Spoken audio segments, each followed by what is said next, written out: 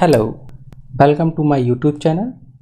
Today I am going to perform the hands-on feature scaling with the help of scikit-learn module Robust Scaler. In our previous video, I have covered these two techniques, min-max scaler and standard scaler. So today I am going to cover the Robust Scaler. As I have discussed that in this standardization, what issue we used to get, once we have an outlier, it doesn't perform perfectly. So that's why to avoid the outlier issue, we use the Robust Scaler. What is the formula of the standardization? If you see, this is the formula of the standardization. So what happened? Once we have an outlier in our data set like 1, 2, 3, 4, 15, right? So in that case, our mu, it means mean, and standard deviation both will be affected. It means both will be skewed. Currently this is our data distribution, right? This is your mean. Mu is equal to, we can say, 2. Once we have an outlier, in that case mu is equal to 3, because this will affect the skewness. Now our skewness would be like this. Here earlier we have this, now mean is shifted here. So that's why outlier can affect the standardization, because as per the formula. If you see here, what is the formula we use for the Robust Scaler?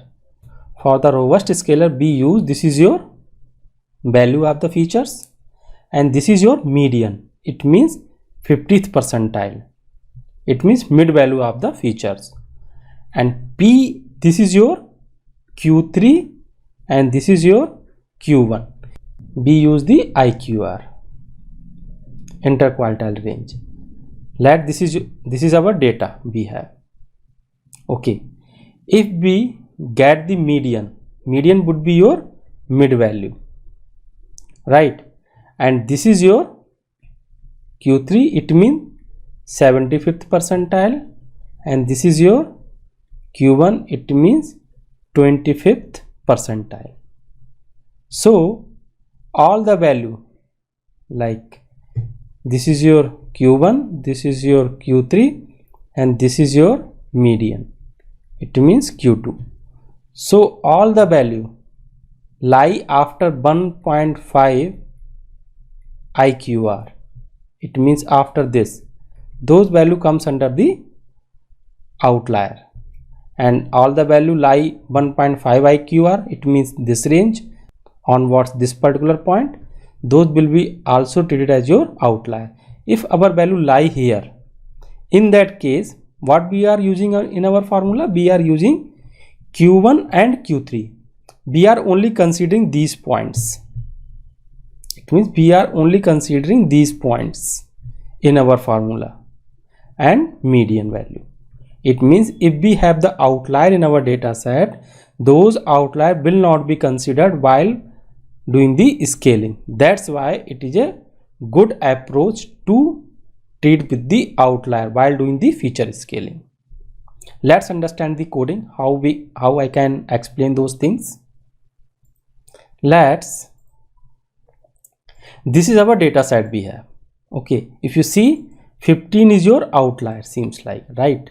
So what I'm going to use, I'm going to use this particular formula. If you see here, first we will do the standardization and we will check how the standardization can work on outlier data. If you see here, data distribution get affected, right? If we will plot this, our data will be,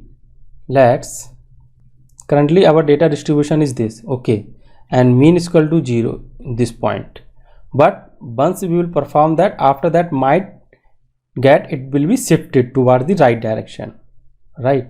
So that's why we avoid the standardization here, because we are going to use the mean, and mean and standard deviation will be affected with this particular value 15.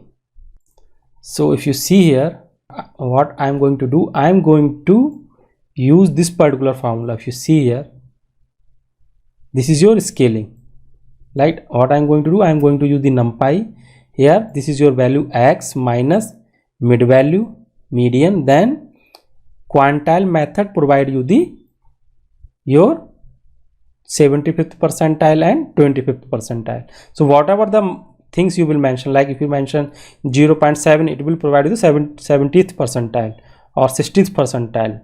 So whatever the range you want to consider, you can mention accordingly. This is not like your thumb rule that you will always use this particular thing. You can change accordingly even in the scikit-learn module. I will let you know how we can do that.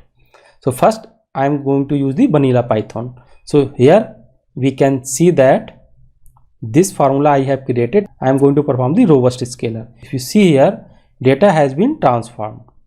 So what I am going to do, I am going to print the array here. You can see this is your array. So let's check what would be the mid value. Mid value would be your, there are total 10 numbers we have, so mid value would be your n and n plus 1. So what would be the mid value? Mid value would be your 5 and 6 divided by 2. It means 5.5.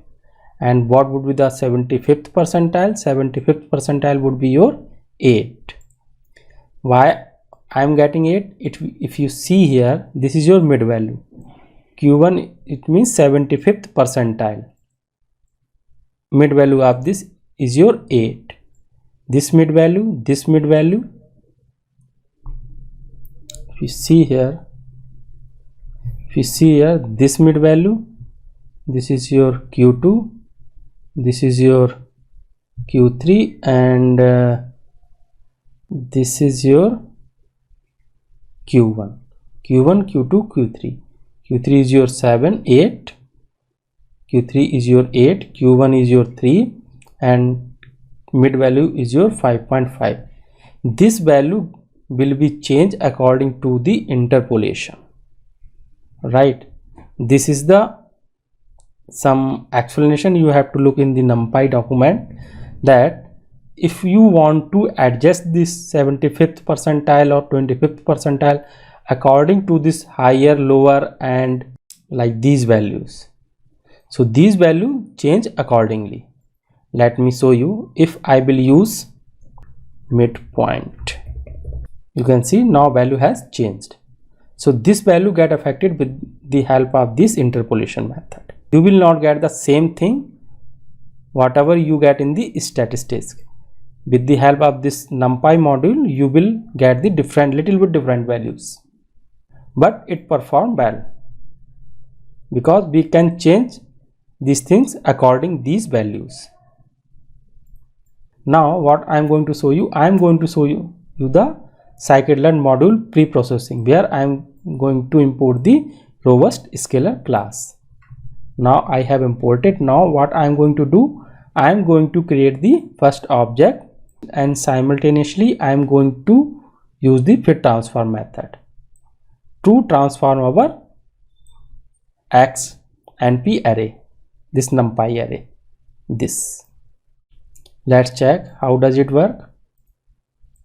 If you see, this value I am getting, and here you can see -1, -0.77, -1, 0.77, and last 2.11 and 2.1. It means same thing I am getting with the help of this scikit-learn module, because scikit-learn module also use the NumPy in backend. If you see here, what I am going to use, I am going to use the quantile range. So this range you can change accordingly as per your need.